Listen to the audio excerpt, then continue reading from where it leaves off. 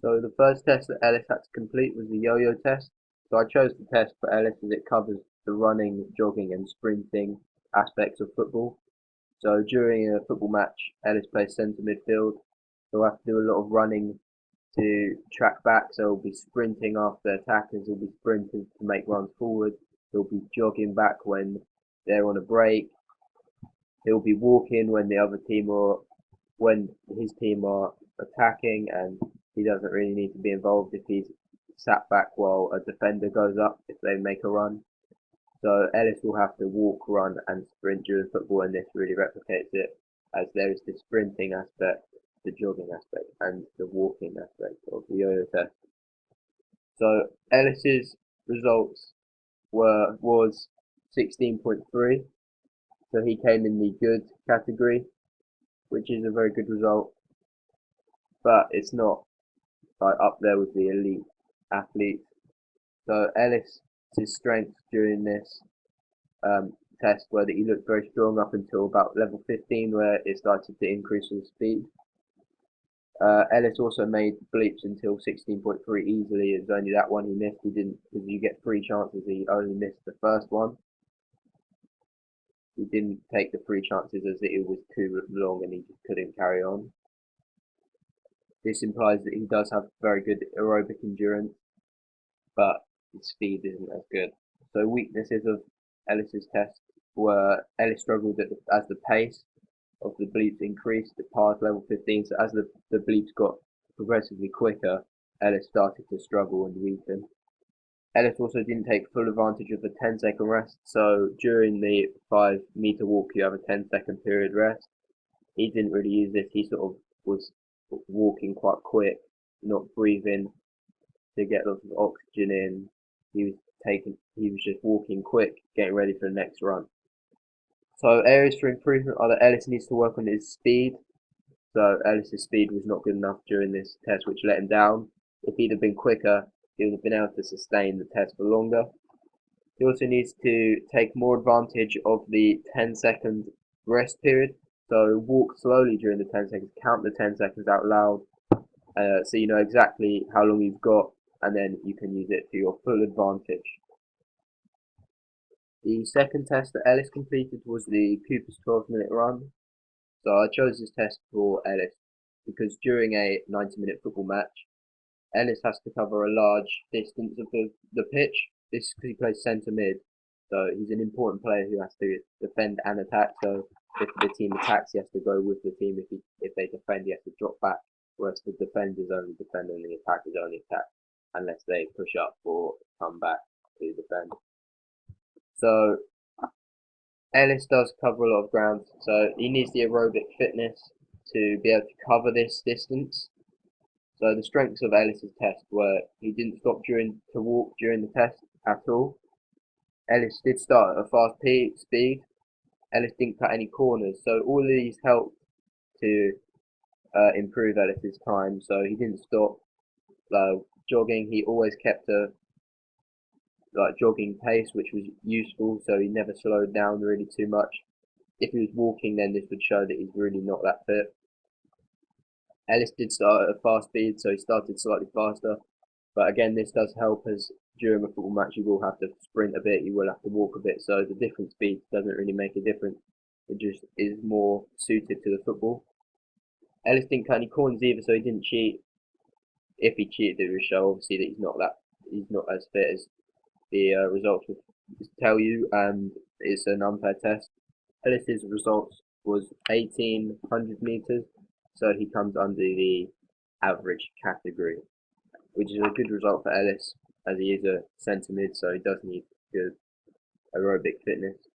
Weaknesses of Ellis's test was that he did maybe started slightly too fast, as he couldn't then sustain a good speed for 12 minutes. But again, as we said, you can counter this with the argument that in a football match you do walk a bit, you do jog a bit, you do sprint a bit, so it sort of maybe could be looked at as weakness, could be looked at as a strength. Another weakness was Ellis did finish at a very slow speed compared to the rate he started. So if he could have just kept going a bit faster, this might have given us a better result.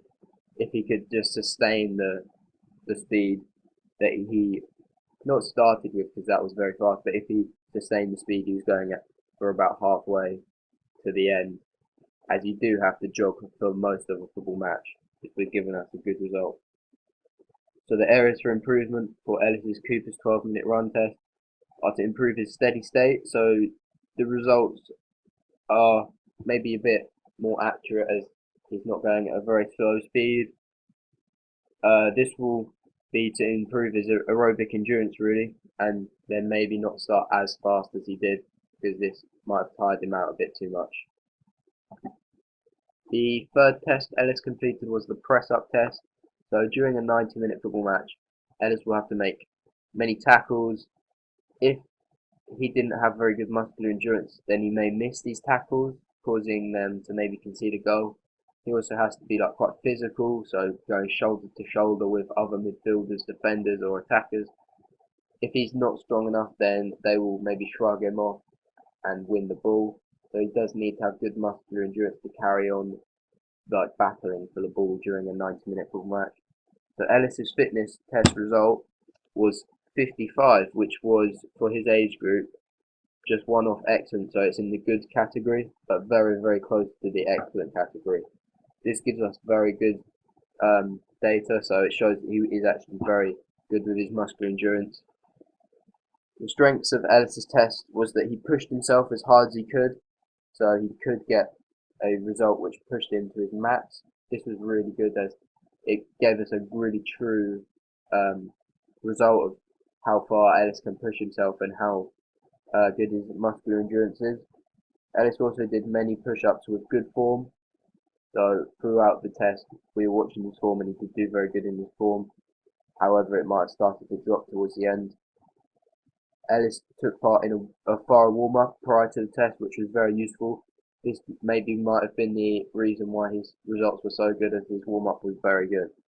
Weaknesses of the test is that Ellis had performed in a physical volleyball session prior to the session, so this could tire him out a little bit, or it could have warmed him up. But he said on the day that he felt a bit tired from the volleyball, so maybe Ellis could have been in the excellent category if he had not have taken part in this session. Ellis started very quickly, causing him to fatigue towards the end. So if you start too quickly, you might lose out on some extra press-ups at the end if you're going too fast. And Ellis did eat a Mars bar before the test, which could cause a vascular shunt, which means that the blood is rushed to organs to digest the food instead of to working muscles. So improvements for Ellis's test were to pace himself so he does not fatigue at the rate that he did. He did start very, very fast and then fatigue very quickly. So perform the test without having a Mars bar as well pre-test. So this would just prevent any vascular shunt and will help to get a better result and get into the excellent category. The next test Ellis completed was the step-up test. So this was the Chester step-up test. We chose this one during a football match. A centre mid needs to cover a large distance, shoot, tackle, pass, and jump for headers. All of these use your legs primarily.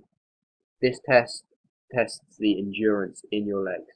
So if your legs fatigue very quickly and they don't endure for very long, then you won't be able to make the tackles. You won't be able to shoot as well. You won't be able to pass and jump for headers. During the 90-minute football match, you'll start to struggle and you might end up getting subbed off or making a big mistake leading to conceding the goal. Ellis's result was 83 BPM on his heart rate, which gives us a good result.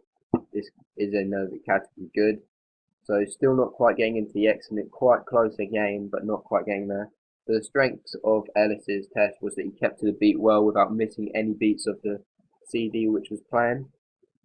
Ellis performed a very good warm-up prior to the test, so he did a nice long jog, did some faster interval sprinting, warming up his legs. He did some good dynamic stretching as well.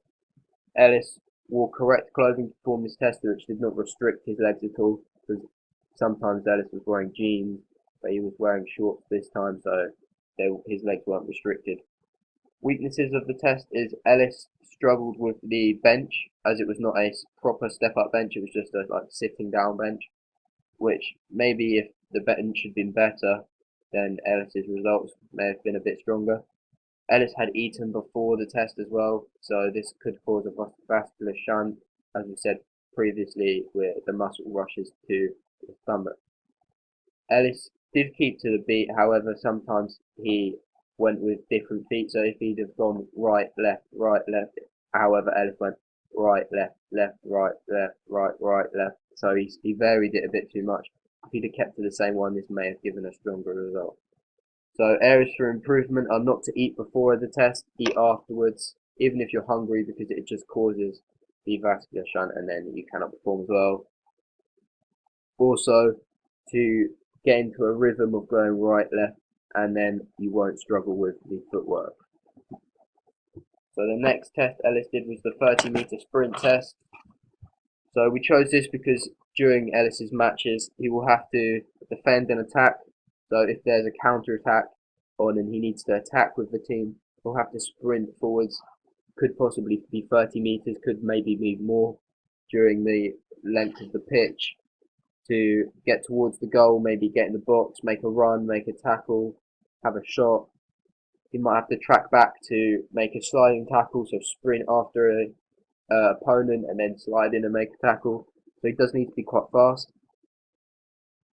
Ellis's result was 5.39 seconds, so this is below poor. It's not actually on there.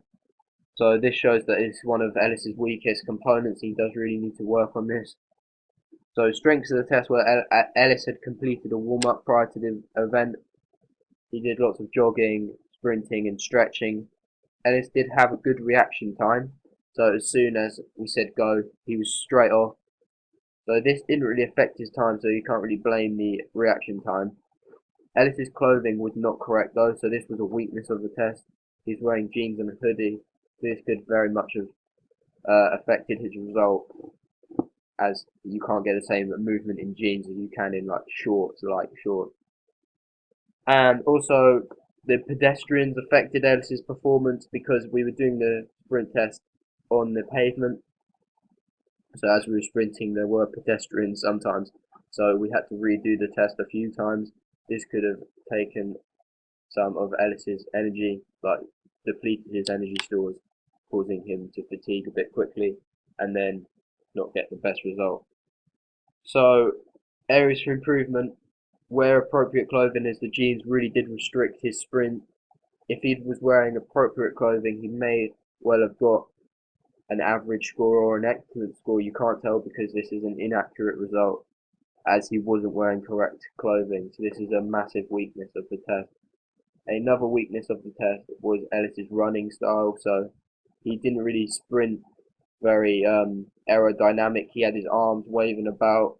His legs weren't very straight. They kept going out to the right and the left, and he didn't go in a straight line. So if he'd have stayed in a straight line with his arms narrow to the body in a straight line, then he may have been more aerodynamic, cutting through the air quicker, getting a better result.